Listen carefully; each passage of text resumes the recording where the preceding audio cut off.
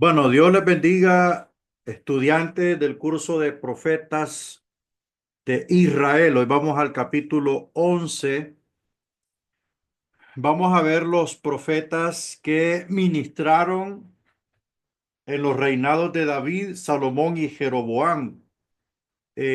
Obviamente ya tenemos una idea acerca de estos reyes mencionados, puesto que David pues fue el segundo rey en Israel. Luego Salomón fue su sucesor y Jeroboam pues fue un empleado, por decir así, que Dios lo escogió para que reinara la parte norte, y Roboam, hijo de Salomón, reinó la parte sur.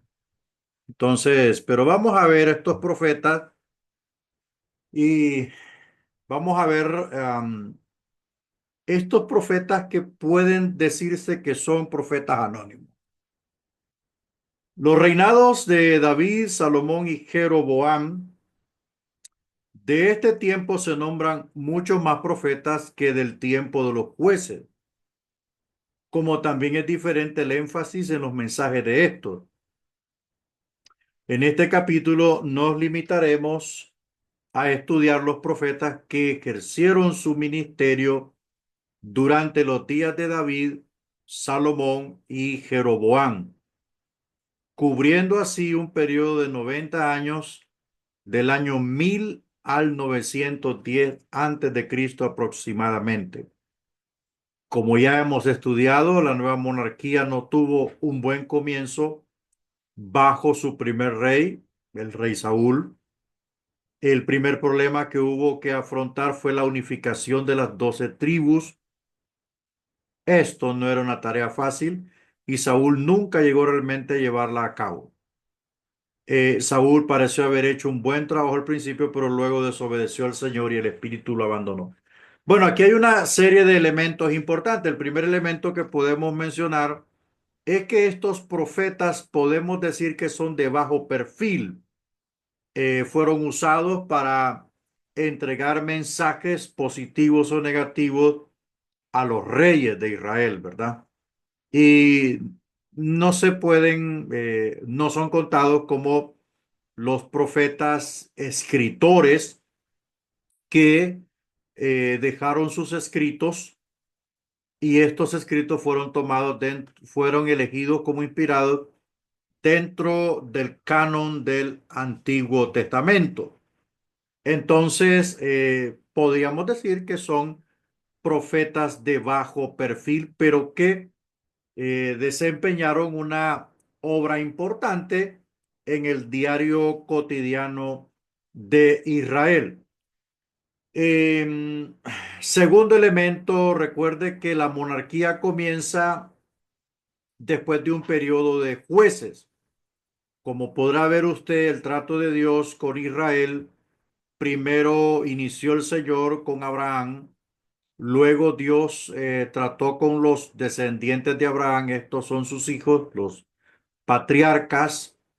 Em, Luego se mencionan los descendientes de Jacob, que fueron 12 y 12 hijos que después conformaron las 12 tribus de Israel, pero Dios no trató con las 12 tribus de forma personal, sino que fue, eh, ¿cómo decirle?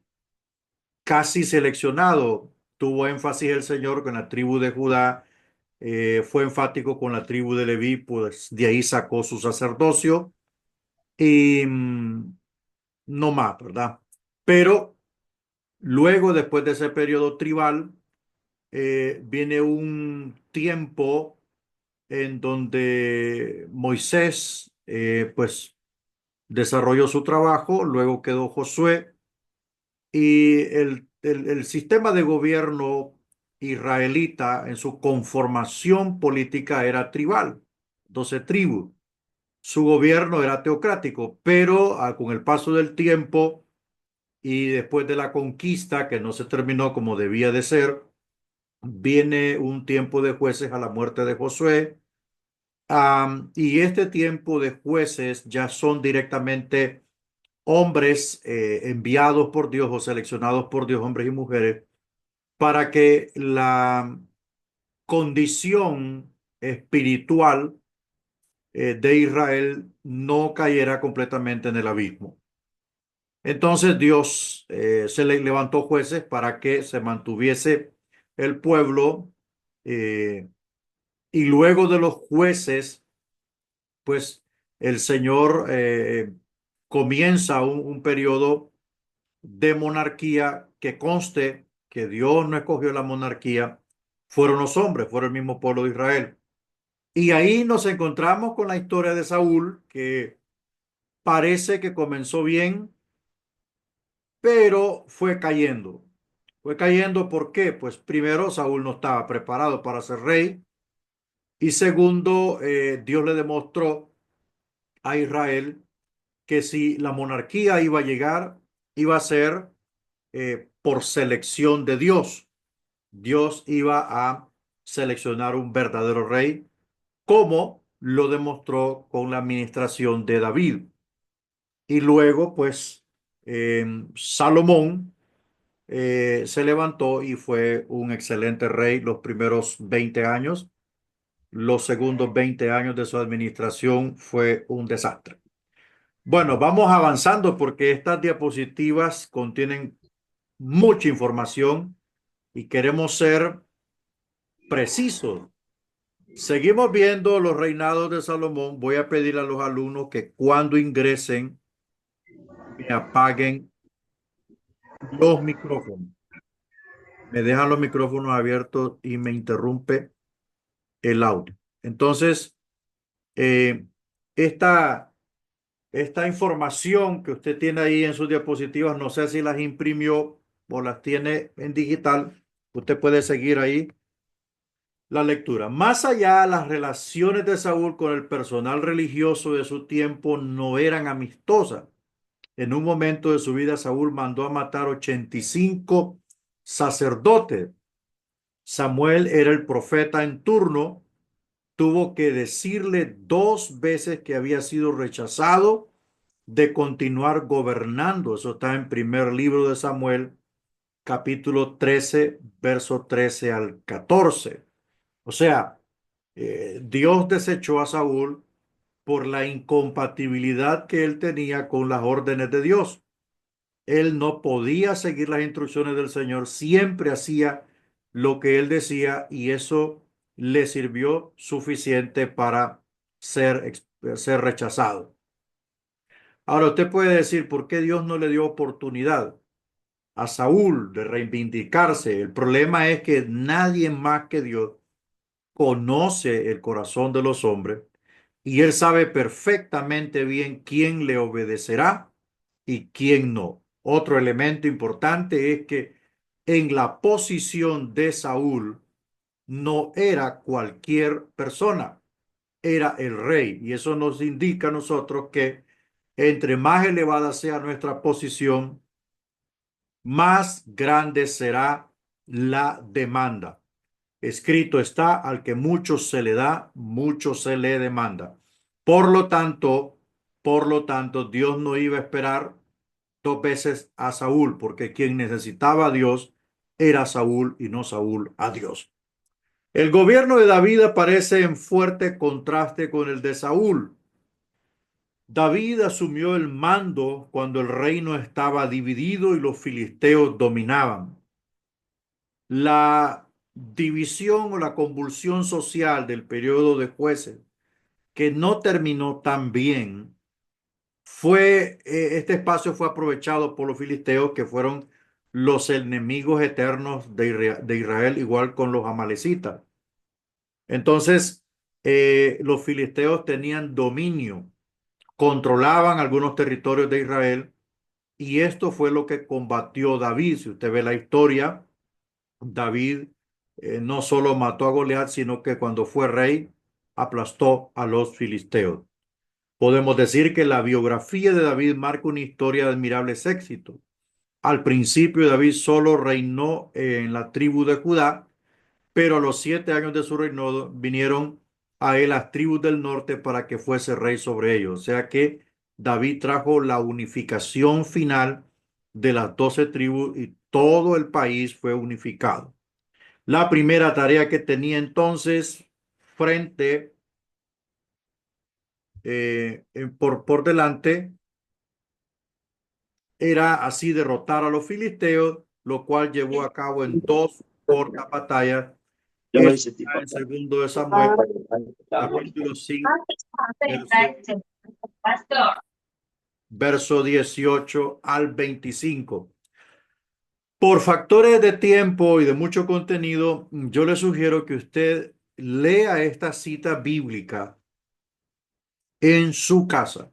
Es deber de todo estudiante, es deber de todo estudiante ver la cita bíblica después de que se ha impartido la clase, ¿verdad? Usted la puede ver al par del video. Entonces, esta fue la primera tarea de David, ¿va? Poner en su sitio a los filisteos para lograr construir una unidad nacional y así empezar a darle paz a Israel y definir los límites de Israel y consolidar un gobierno granítico unificado en crecimiento, una potencia también militar y por supuesto una potencia económica. Vamos avanzando. En contraste con Saúl, David mantuvo cordiales relaciones con el personal religioso. O sea, este Saúl tenía problemas con los líderes religiosos por razón de que él tenía sus propios criterios y formas de adorar a Dios. Y los sacerdotes estaban apegados a la ordenanza de culto como estaba establecida en la ley. Por eso es que Saúl tenía mucho conflicto con los sacerdotes. Al contrario, David no. ¿Por qué? Porque David era un devoto adorador del Señor. Era un devoto adorador del Señor y en ese sentido no tuvo ningún problema con los sacerdotes que en ese momento ministraban el culto. Los dos profetas de su tiempo en el tiempo de David fueron Gad y Natán. Usted puede ver estos profetas, no aparece ningún libro de ellos en el Antiguo Testamento. En la literatura profética del Antiguo Testamento no aparecen los escritos de Gad y Natán, aunque la misma Biblia dice que escribieron, ¿verdad? Escribieron, pero ya vamos a explicar qué tipo de escritura fue esto. Estos fueron usados por Dios para amonestar al rey. El tercer rey, Salomón, fue muy diferente a su padre y gobernó de manera distinta de como lo había hecho Saúl y David. Salomón fue criado en la corte y estuvo siempre rodeado de lujo, de confort, en contraste de cómo Saúl y David se criaron en el campo, ¿verdad? Salomón no era hombre de guerra, sino que era pacífico, no prestó batalla alguna en territorio, perdón, no presentó batalla alguna en territorio extranjero como lo había hecho David. Salomón se encargó de edificar ciudades fuertemente defendidas. En sus últimos años llevó una vida de desobediencia a Dios, debido sobre todo a la influencia que sobre él ejercieron sus muchas esposas extranjeras en primer libro de los Reyes, capítulo 11, versículo 1 al 8. Entonces, ahí podemos ver que estos profetas de bajo perfil, ministraron en el reinado de David. En cuanto a las relaciones de Salomón con el personal religioso, se puede decir que fueron buenas y malas. Todo fue bien cuando construyó el templo e instituyó el programa de sacrificios que Dios había ordenado. Hasta ahí todo va bien.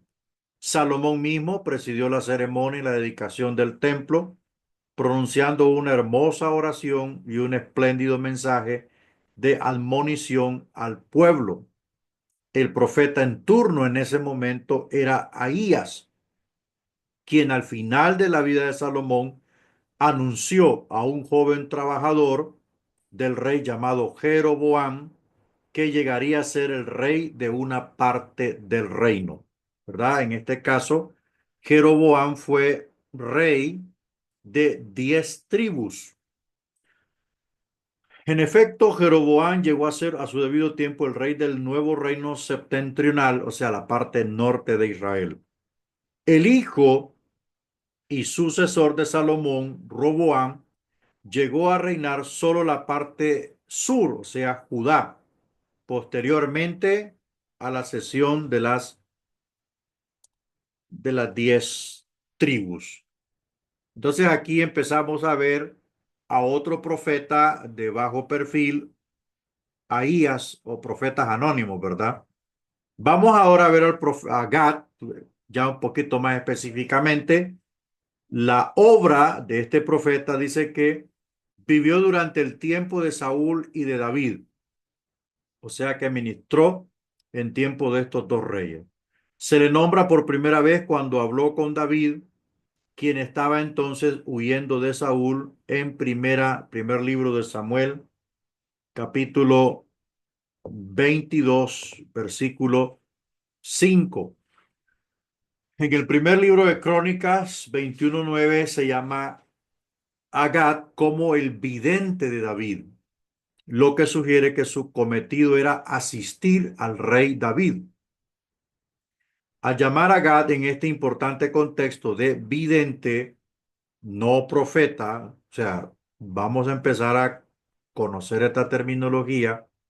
Un vidente era simplemente alguien que Dios le mostraba, pero no era profeta, ¿verdad? Se nos indica que Dios lo usaba principalmente como instrumento para comunicar al rey cierta revelación, o sea, como recibía una visión, o sea, recibía una visión y en esa visión recibía un mensaje y ese mensaje debía entregárselo al rey. En el segundo de Samuel 24, 11 al 19, se nos refiere un contacto muy posterior entre Gad y David con ocasión del grave pecado cometido por David al censar al pueblo. Esta es una historia muy, muy importante, hermanos, muy importante, que la gente dice, ¿por qué Dios castigó a David así?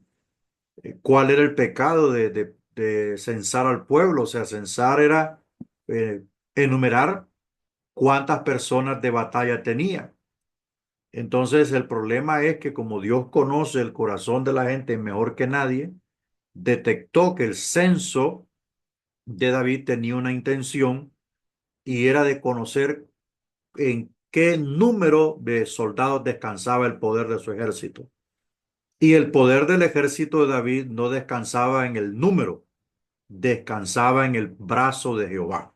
Entonces ahí fue donde Dios eh, le ofrece tres tipos de juicio. Dios envió a Gad para que fuese a David y le diese a escoger en tres clases de castigos. Uno era 7 años de hambre en el país, otro el de huir por 3 meses delante de sus enemigos y el tercero 3 días de peste en la tierra. David escogió este último, resultando en la muerte de 70,000 personas. O sea, eso nos enseña a nosotros que debemos guardarle temor a Dios y siempre rendir todo logro a los pies del Señor. Nunca debemos robarle la gloria a Dios. Nunca, hermanos, debemos decir, esto lo alcancé porque me esforcé. No, todo lo bueno que está en nosotros es por la presencia de Dios en nuestra vida. Seguimos viendo la persona del vidente Gad. Vamos a ver cómo era su condición espiritual. Un detalle digno de notar que muestra el alto grado de espiritualidad de Gad es que el texto sagrado le llama el vidente del rey. Segundo de Crónicas 29:25. Segundo de Crónicas 29:25. En el mismo verso a Natán se le llama el profeta. Me gustaría que alguien me leyera, por favor, enciéndame las cámaras, hermano, que estoy hablando solo acá. Por favor, segundo libro de Crónicas 29-25, que alguien me lea ese texto ahí, por favor, y encienda su cámara, hermano. Quiero verlo. Segundo de Crónicas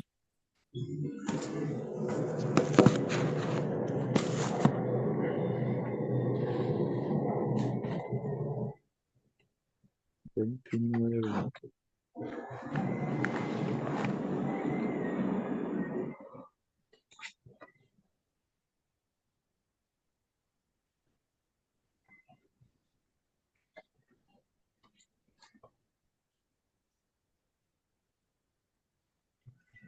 Dice el texto, puso también levitas en la casa de Jehová con címbalos, salterios y arpa, conforme al mandamiento de David, de Gad el vidente del rey y del profeta Natán, porque aquel mandamiento procedía de Jehová por medio de sus profetas. O sea, ahí está claro la diferencia en la categoría en la que está Gad, que era un vidente, y el profeta Natán, que era un profeta, ¿verdad? O sea, el hecho de que Natán no haya sido un profeta escritor designado para lo que es el canon del Antiguo Testamento, era un profeta formal, ¿verdad? Era un profeta formal. Entonces, en este mismo versículo se enumeran las dos categorías.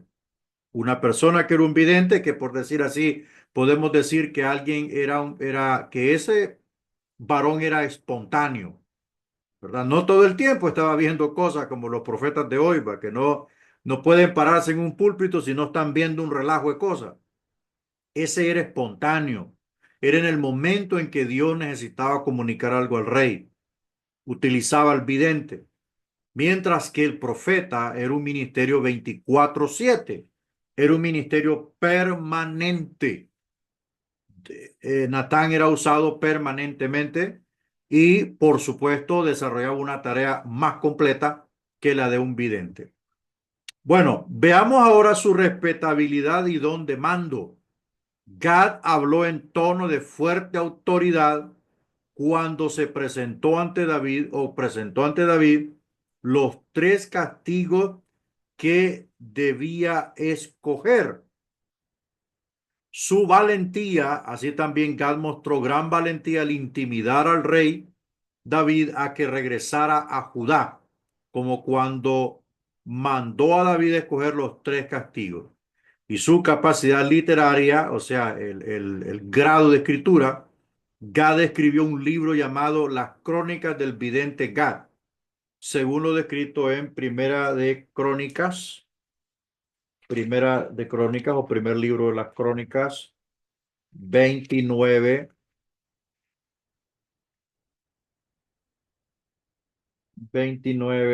29. Y los hechos del rey David, primeros y postreros, están escritos en el libro de las Crónicas de Samuel, vidente, en las crónicas del profeta Natán y en las crónicas de Gad el vidente. Gad el vidente. Bueno, estos escritos era común que los reyes redactaban es como una bitácora, ¿verdad? Ellos redactaban todos sus acontecimientos, sus decisiones, todo lo que sucedía en su administración, lo escribían. Y estos profetas eran utilizados en gran manera como un escriba fidedigno, ¿verdad? Para poder hacer este trabajo.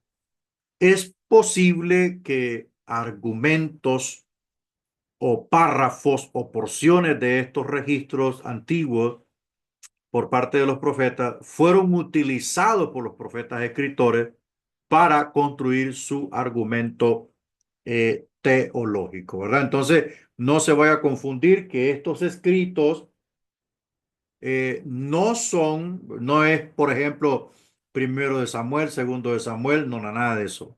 No es nada de eso.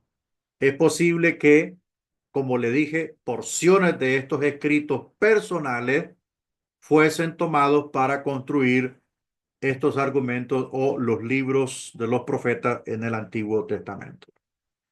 Seguimos viendo la obra de la obra del vidente de Gad. En el primer contacto con David se nos presenta al profeta el deseo, o David le presenta al profeta el deseo de edificar un templo. Dios le revela a Natán, o le reveló a Natán, que David no debía poner por obra su deseo, así comunicó a David la palabra de Dios. Le hizo saber que la edificación del templo material llevaba, lle- iba a ser llevada a cabo, iba a ser llevada a cabo por el hijo de David que había de sucederle, o sea, Salomón. Un segundo contacto importante con el rey lo llevó a cabo Natán a continuación del pecado que cometió David al tomar a Betsabé tras cometer el doble delito de adulterio y asesinato. Por causa de esto, Dios entregó un mensaje de reprensión para David. La esencia del mensaje es que David había pecado gravemente en tal ocasión y sería castigado, primeramente con la muerte del recién nacido y en segundo lugar con problemas continuos en su familia, lo cual fue llevado a cabo.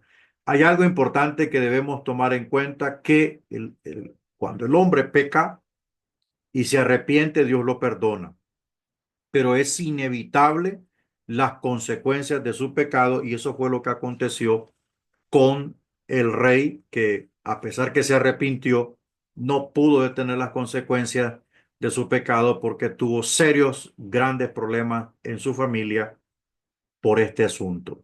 Seguimos viendo los reinados de David, Salomón y Jeroboam. Veamos la condición espiritual de Natán. Dios le usó primordialmente para comunicar sus mensajes. La primera, cuando Dios negó a David el privilegio de construirle un templo, y el segundo, cuando Dios reprendió a David por el gravísimo pecado que había cometido con Betsabé y Urías. O sea, aquí vemos dos aspectos del carácter de Dios. Cuando Dios dice no, es no. O sea, no es no. Primero la negativa, y explica por qué. Por razón de que el templo era santo y sagrado. Y segundo, no porque David estaba calificado, sino porque había sido un guerrero que había derramado sangre, y es construir un templo para el Señor debía de demandar de esta persona una completa, ¿cómo decirle? En ese sentido, una integridad, ¿verdad? Una integridad en ese aspecto de no haber derramado sangre, porque lo que iba a construir era el templo o la casa de Dios. Veamos la respetabilidad y la valentía. Al comunicar sus mensajes al rey, estos podían afectar al rey de modo muy adverso, ya que no era fácil decirle al rey que no podía edificar el templo o que había pecado gravemente a los ojos de Dios. Al hacer esto mostró un valor indudable. Es por eso que los profetas eran personas increíbles, no eran cualquier tipo de persona. Nunca iban a acomodar su mensaje ante nadie. O sea, un verdadero profeta no iba a acomodar su mensaje ante nadie. No lo iba a vender ni lo iba a acomodar. O sea, ellos entregaban el mensaje tal y como Dios lo enviaba, ¿verdad? Tal y como Dios lo enviaba, aunque esto representara poca popularidad, poca popularidad. Entonces siempre vamos a encontrar la respetabilidad. O sea, ¿qué es la respetabilidad en un profeta? Es su personalidad, es un prestigio ganado. Es un prestigio ganado como un hombre, un hombre de una sola pieza. Eso es ser íntegro, ¿va? De una sola pieza. Un hombre que no se soborna, es insobornable, no acomoda la palabra, cuando habla se cumple, le guste o no le guste, y al que le caiga el guante, que se lo aguante. Es una palabra profética firme y contundente, tal y como Dios la entrega, tanto como para aplaudir como para exhortar. Esa es la respetabilidad y el valor de un profeta. La lealtad del profeta. Su fidelidad a David fue demostrada al mostrar su deseo al rey en la decisión de este de nombrar un sucesor suyo a Salomón. O sea, había una gran afinidad por parte de Natán. Natán amaba al rey. Natán amaba. O sea, no confundamos la lealtad con tirarse al piso, ¿ah? O sea, era una lealtad de amigos. Era una lealtad no de súbditos, sino de amigos, de compañeros. David necesitaba al profeta. David necesitaba al profeta. Y eso se formó una lealtad de amigos. Entonces, Natán, si usted ve la historia, Natán se da cuenta del complot. Por ejemplo, aquí está Adonías, hijo de David, quería usurpar, quería el trono, asaltarlo antes de que David muriera, pero Natán se dio cuenta y designó a Salomón como sucesor, y no solo eso, sino que le dice al rey, mira, nómbralo ya, reúne al pueblo y nómbralo ya, porque Adonías quiere asaltar el trono. Entonces vemos ahí una lealtad y por supuesto un discernimiento de las cosas. Y segundo, el elemento más importante, porque Natán sabía que Salomón era el escogido por Dios y el profeta intervino, ¿verdad? Porque David estaba en una situación bien complicada y no se daba cuenta de lo que tramaba Adonías, y si no más no me recuerdo, con la mamá y otros líderes religiosos y militares para nombrarse sucesor del rey. Pero el profeta se dio cuenta y actuó con mucha astucia.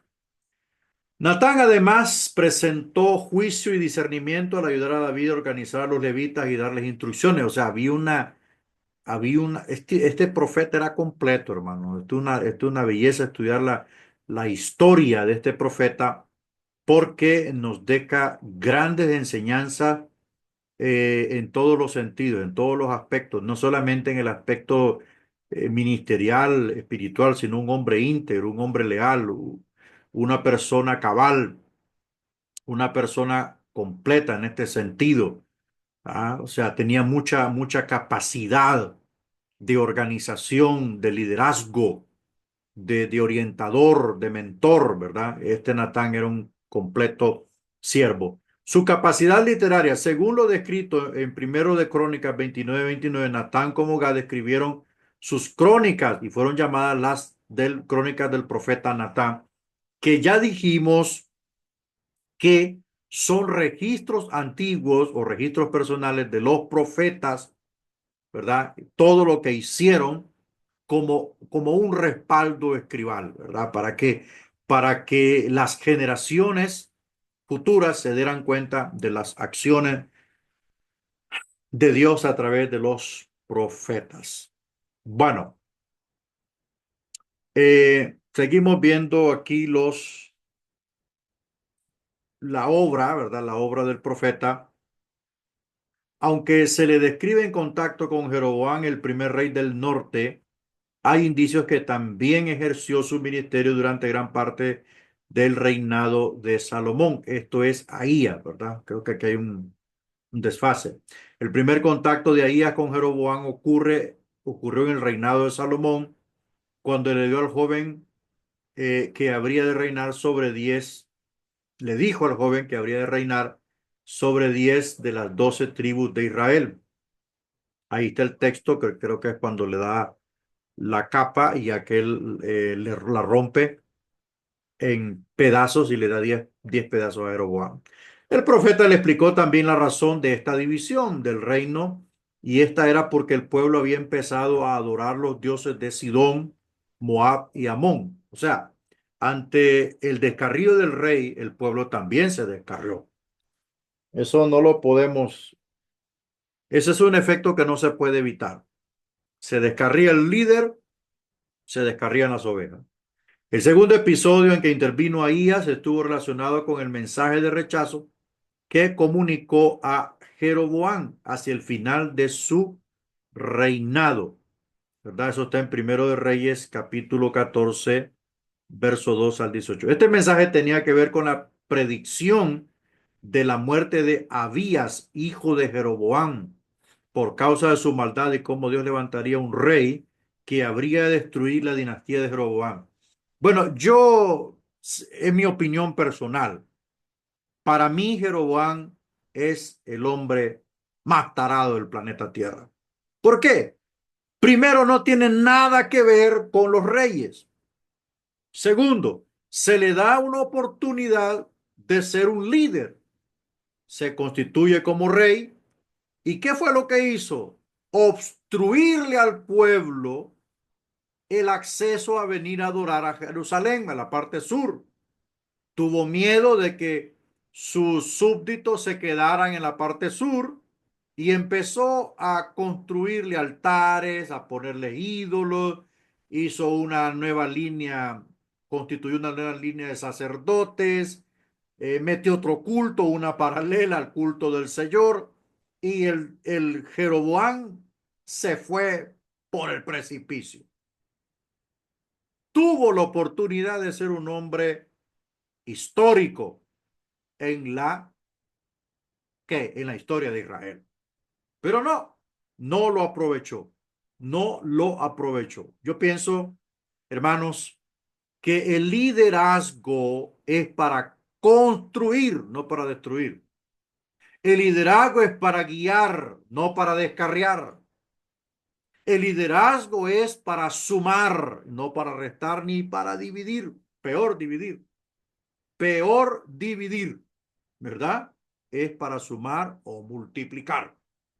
Y Jeroboam le fue mal.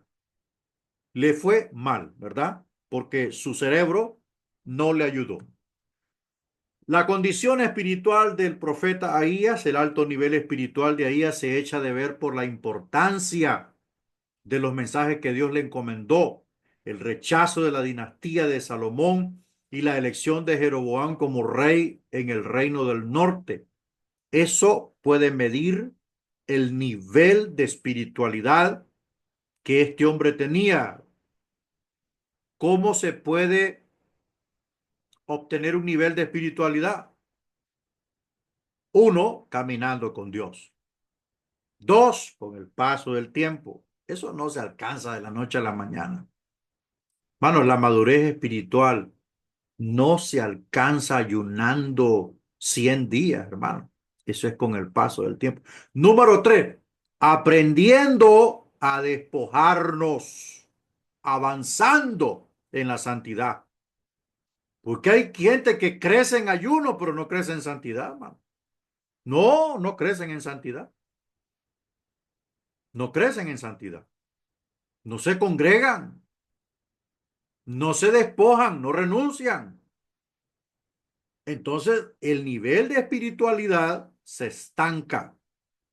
Se estanca. Si usted tiene una oveja que le gusta ayunar, pero esa oveja, esa hermana, usted no la puede corregir porque le escapa de tirar las escobas de la iglesia, hermano, eso es una religiosidad, la de ella. O sea, todo grado de búsqueda tiene un resultado. Si buscamos, entregamos. Y como dice el apóstol Pablo, haced morir pues lo terrenal en vosotros. Haciendo morir lo terrenal, le cedemos espacio al Espíritu Santo y allí empezamos a madurar. Allí empezamos a madurar, ¿verdad?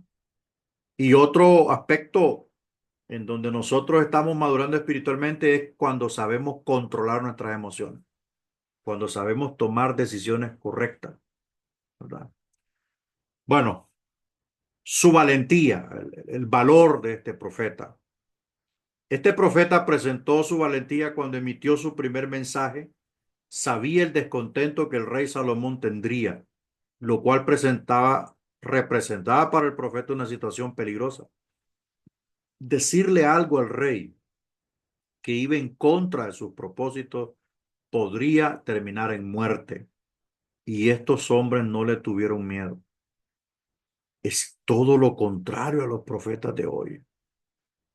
Es todo lo contrario. Estos tipejos de hoy no pueden señalar el pecado. Le tiemblan. Le tiemblan. ¿Por qué? Porque son clientes que se pueden ir. Es el clientelismo. El cristianismo se ha vuelto clientela de la profecía barata de hoy. Y eso va a repercutir en un severo juicio. Su respetabilidad, Ahías se hacía respetar cuando hablaba. Es como Micaías. Micaías hablaba y temblaba. Igual Samuel. Tanto Salomón como Jeroboam no se enfrentaron al profeta ni mostraron incredulidad a lo que él había dicho, sino que recibieron sus palabras como autoridad, como autoridad. ¿Por qué? Porque era un hombre respetable. Su capacidad literaria, como Gad y Natán, Ahías se muestra como uno que escribió la profecía de Ahías el Silonita. Eso está en segundo libro de Crónicas, capítulo 9, verso 29. Y dice: los demás hechos de Salomón, primeros y postreros, ¿no están todos escritos en los libros del profeta Natán, en la profecía de Ahías Silonita y en la profecía del vidente Ido contra Jeroboam, hijo de Nabat? Ahí está otro también profeta de bajo perfil, profeta anónimo llamado Ido. Bueno, veamos.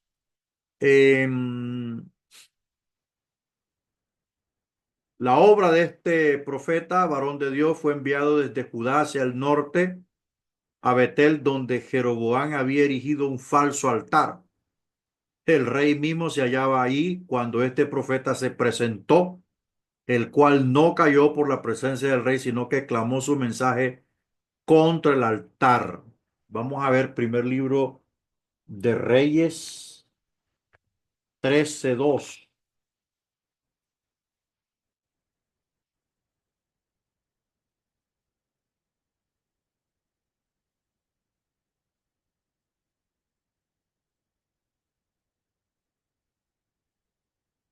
Dice: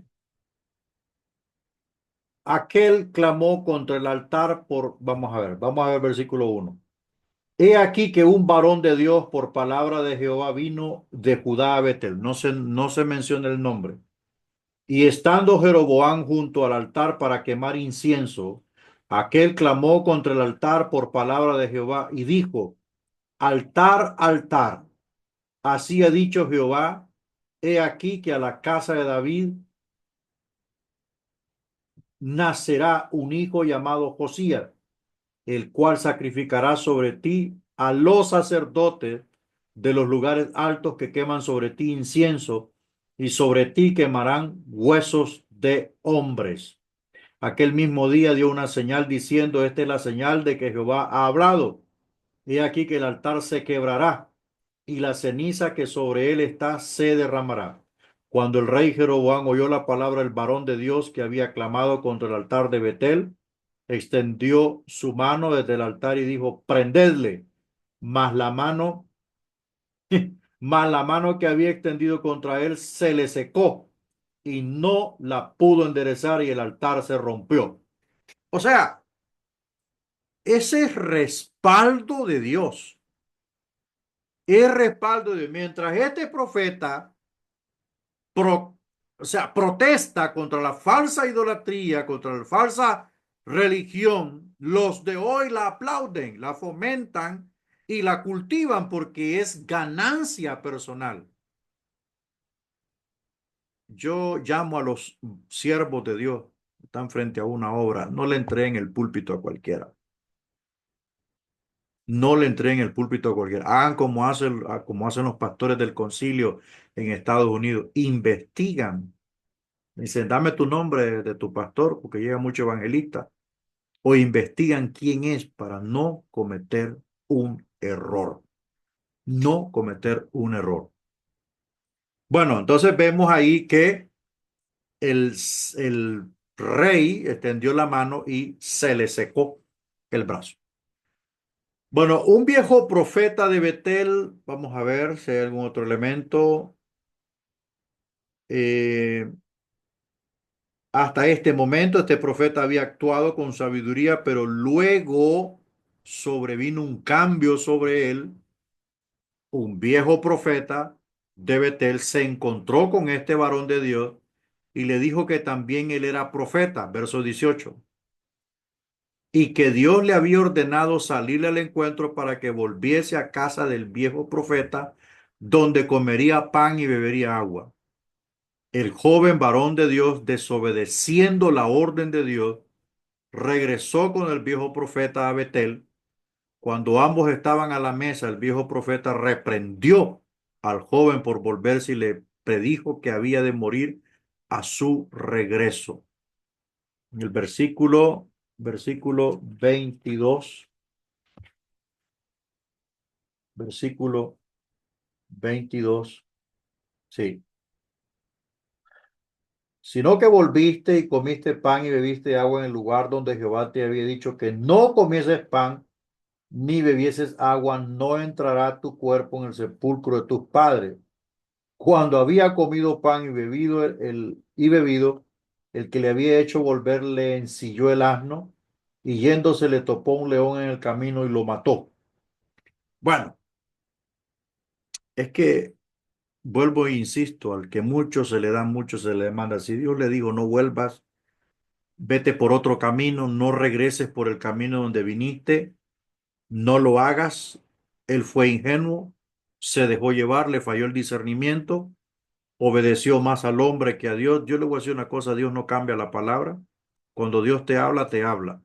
Y aquí este viejo profeta le jugó la vuelta a este gran hombre de Dios y perdió la vida. Perdió la vida.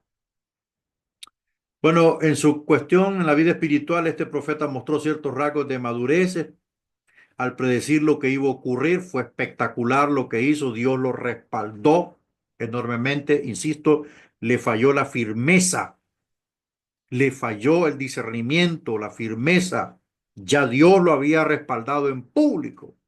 Es más, había hecho juicio delante de él, pero se dejó llevar.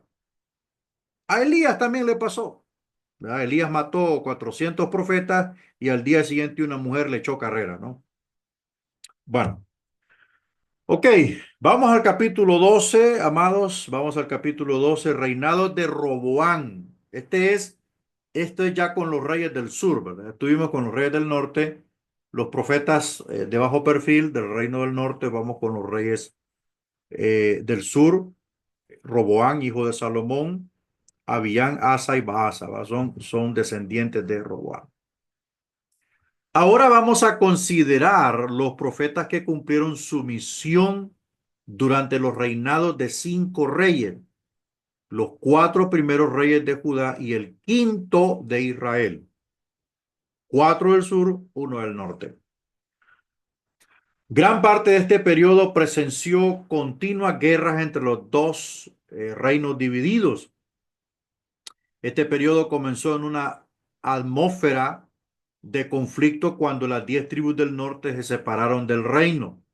Roboán fue el rey en turno cuando las 10 tribus se apartaron. La primera reacción de Roboán fue reunir un ejército para volver a someterlos, pero Dios le comunicó por medio de su profeta que desistiese de su empeño, pues esta era su voluntad. Roboán subió al trono a la edad de 41 años y reinó 17 años. Este anduvo en los perversos caminos que había seguido su padre Salomón en los últimos años de su reinado, ya que edificó lugares altos y erigió imágenes de mástiles y de Acera, ¿verdad? La esposa de Baal. Roboam tuvo conflictos militares con dos enemigos principales, Jeroboam de Israel y Sisac o Sisac de Egipto. Contra Jeroboam, con el cual estuvo en constante conflicto, cosechó algunos éxitos, pero contra Sisac sufrió grandes pérdidas como castigo de Dios por su apostasía. Ya definimos que apostasía es apartarse de la sana doctrina del camino correcto de Dios. Esa es apostasía. Tanto Roboam como Jeroboam codiciaban el área de Benjamín como zona que sirviese de valla entre los dos reinos. El hijo y sucesor de Roboam fue Abiyán, quien reinó 3 años sobre Judá y anduvo en los caminos de su padre, o sea, otro perverso. ¿Verdad? Este también continuó la lucha que su padre tenía entablada contra el rey del norte y tuvo mayor éxito. El hijo de este fue a Asa, quien reinó 41 años, mire, 41 años, y llegó a ser el primero de los reyes piadosos del reino del sur. Esto es un dato importante. El primer rey piadoso, o sea, que hizo lo recto ante Dios, fue Asa. Y por eso reinó 41 años. Él hizo lo recto ante Dios. Al mismo tiempo, Baasa en el reino del norte reinó 24 años. En el plano religioso, Baasa siguió los malos pasos de Jeroboam y Nadab. El profeta Ahías había predicho a Jeroboam que su descendencia sería destruida, lo cual no ocurrió durante su reinado, pero sí en el de su hijo Nadab, quien tras 2 años de reinado fue asesinado por Baasa. A causa de su apostasía, Baasa fue amonestado por el profeta Jehú, este es otro profeta de bajo perfil, de que su descendencia había de correr la misma suerte. En el reino de Judá, el hijo y sucesor de Asa fue Josafat, quien reinó 25 años, fue otro rey bueno. En lo religioso, Josafat hizo lo recto ante los ojos de Jehová. Este siguió a su padre en limpiar el pueblo con todo lo relacionado al culto a Baal. Es también claro que Josafat se alió con los reyes de Israel, Acab y Ocosías, lo cual lo hizo quizás por favorecerse en el terreno económico y militar. Pero en lo religioso compartió una gran pérdida para Judá por la influencia de Jezabel, ¿verdad? O sea, las alianzas a veces no son buenas. Cuando está Jehová Dios de tu lado, no ocupas alianzas. Y en este aspecto, Josafat cometió un gran error. Es más, casi muere en la batalla que acompañó a Acab en Ramot de Galad. Ahora vamos a ver al vidente Ido, o al profeta Ido. Ido, su obra es mencionado 3 veces en el Antiguo Testamento. Se le describe escribiendo libros y es poco lo que se sabe de él fuera de esto. 2 aspectos generales se nos revelan en relación con su obra. El primero es que era escritor y se nos dice que escribió un libro llamado La Profecía del Vidente Ido, así como un libro de genealogía. Mire, hermano, una persona que escribe genealogías es completo en la escritura. Para eso se necesita un proceso de investigación enorme, enorme, mi hermano, ¿verdad? Y en este aspecto, Ido demostró ser un gran escritor. También se le considera como escritor de una historia, Midrash, sobre los hechos y dichos de Abiyán. Esto indica que vivió en los años en que reinaron Jeroboam en el norte y Roboam, ¿verdad? Roboam. Otro aspecto digno de notarse es el epíteto con el que se le designa en 2 de estos pasajes, los cuales se llama vidente. Bueno, sigamos avanzando. Veamos la clase de persona que era Ido, su condición espiritual. 2 detalles indican que Ido era hombre de madurez espiritual. Uno era el largo ministerio que Dios le otorgó, lo cual no marca que éste llegase a su fin por algún pecado cometido en su vida. El otro detalle es que fue usado para recibir revelaciones divinas, lo cual indica que estaba espiritualmente calificado para esto.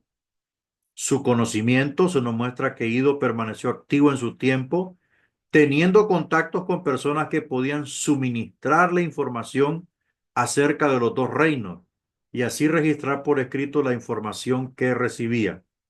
Y su capacidad literaria acerca de los hechos de Abiyán, parece ser que él escribió un análisis crítico de lo que el rey hizo y dijo, lo cual indica su especial interés en juicios de valor.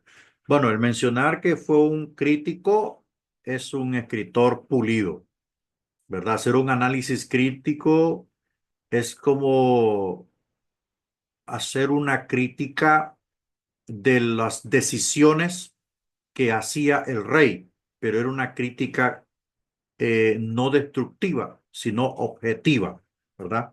Para sacar conclusiones. Bueno, vemos a un profeta de bajo perfil de gran capacidad.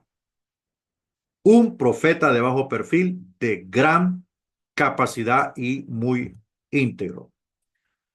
Ahora vamos a ver a Semaías. Semaías era contemporáneo de Ido, o sea, cuando dice contemporáneo es que estaban en el mismo tiempo.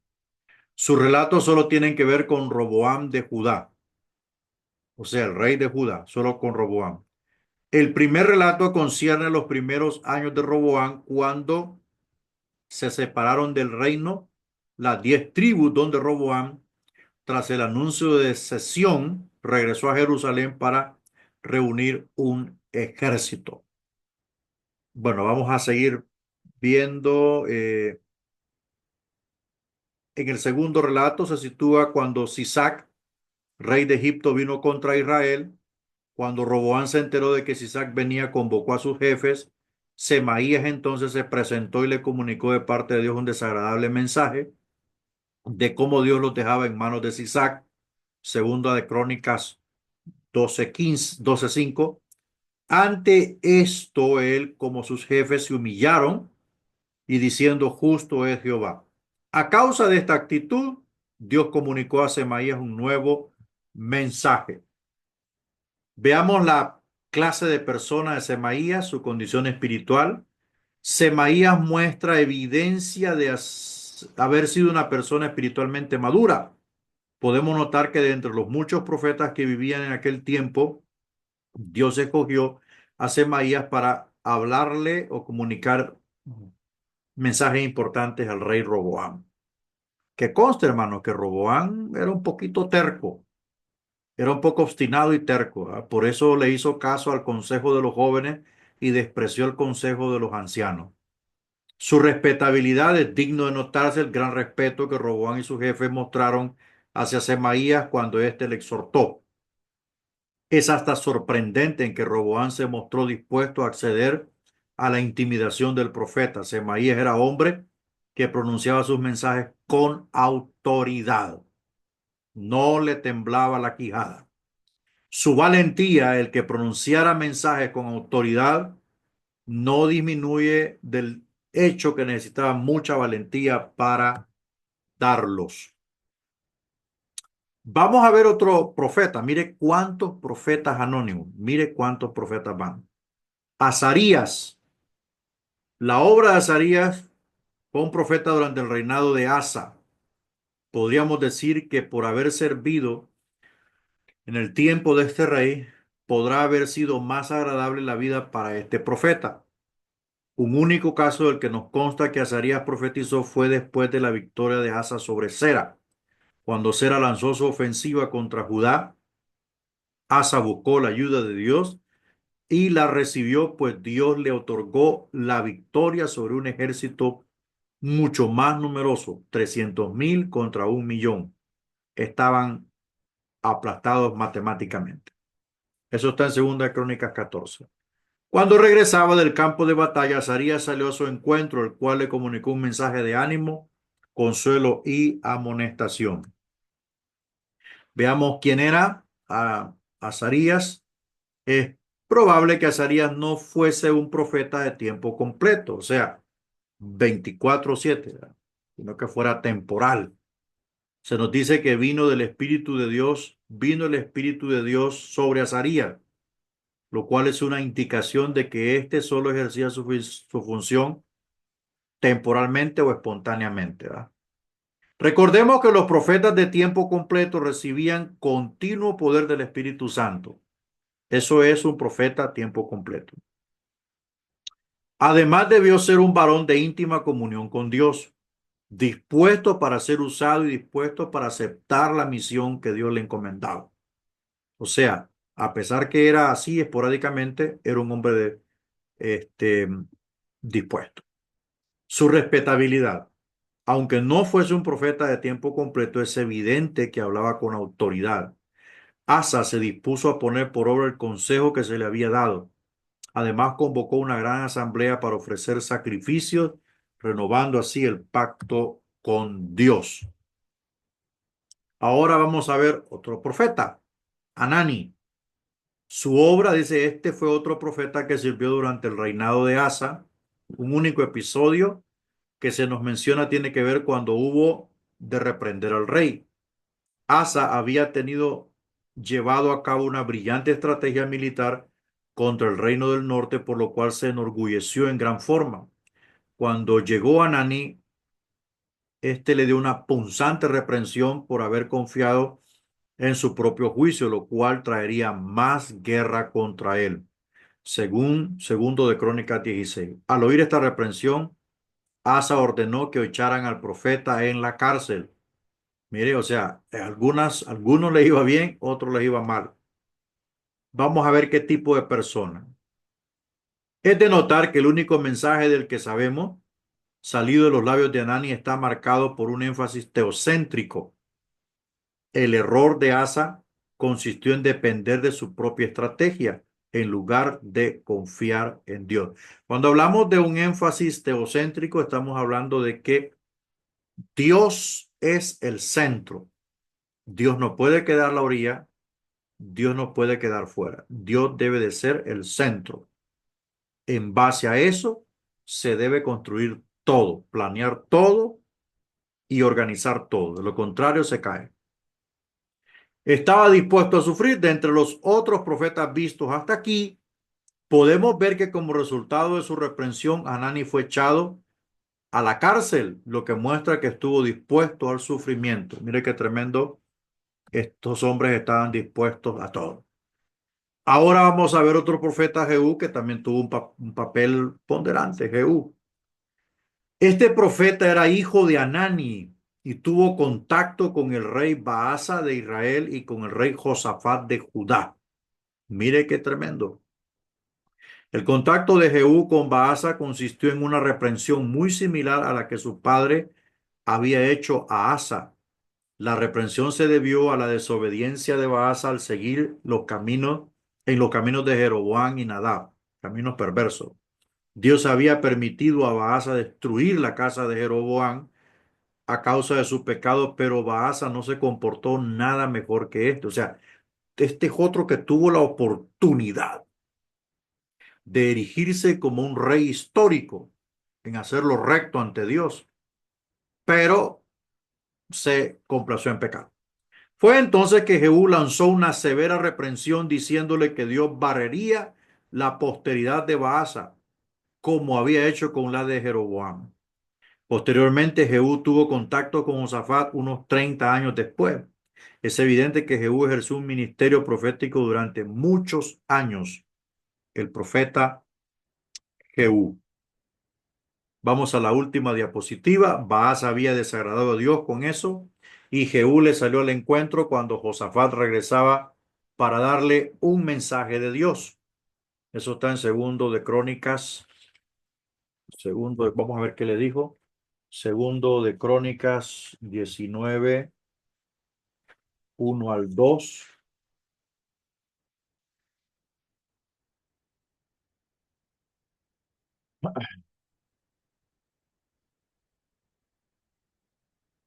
Josafat, rey de Judá, volvió en paz a su casa en Jerusalén y le salió al encuentro el vidente Jehú, hijo de Anani, y dijo al rey Josafat: al impío das ayuda y amas a los que aborrecen a Jehová, pues ha salido de la presencia de Jehová ira contra ti por esto, ¿verdad? O sea, ahí estaba la reprensión. Su persona, Jehú, demuestra madurez espiritual y valor al haber sido encargado en dos ocasiones importantes de reprender al rey o a un rey. Otros profetas que sirvieron en el tiempo del rey Josafat fueron Jaasiel y Eliezer, cada uno en su propósito específico. Otros dos profetas, ¿verdad? Ahí le queda de tarea contabilizar cuántos profetas temporales, anónimos o de bajo perfil ministraron en la época de los reyes, tanto del norte como del sur. Bueno, hasta aquí llegamos con la clase de hoy. Vamos por el capítulo 13, creo que nos quedan 9 capítulos.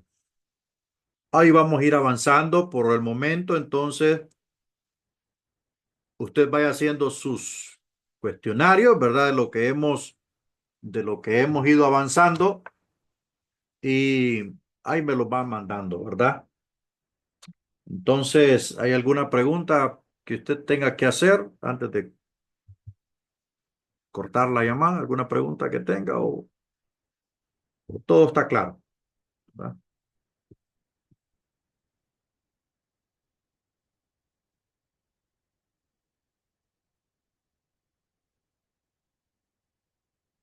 Bueno, parece que todo está claro aquí, no hay mucho que interpretar, ¿verdad? En la clase de los profetas no hay mucho que interpretar.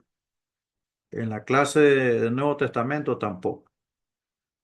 Pero en el segundo año vamos a ver teología sistemática y ahí vamos a ver unas cosas muy importantes. Bueno, entonces que Dios les bendiga, mis amados. Nos vemos el lunes con la ayuda de Dios. Cuídense y vayan haciendo sus tareitas, ¿verdad?